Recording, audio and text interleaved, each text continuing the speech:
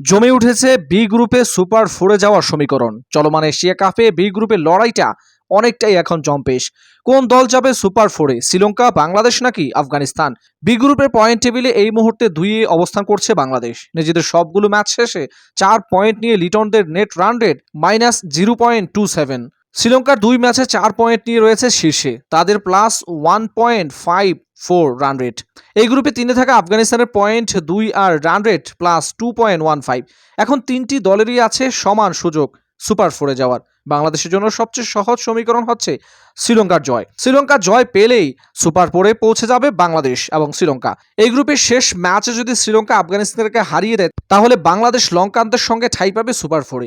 কিন্তু আফগানিস্তান জিতে গেলে হিসেব হয়ে যাবে কঠিন। তখন অনেক কঠিন হিসাব মেলাতে হবে। বড় ব্যবধানে আফগানিস্তানকে জিততে হবে, যাতে করে বাংলাদেশের থেকেও রান রেট কমে যায় শ্রীলঙ্কার।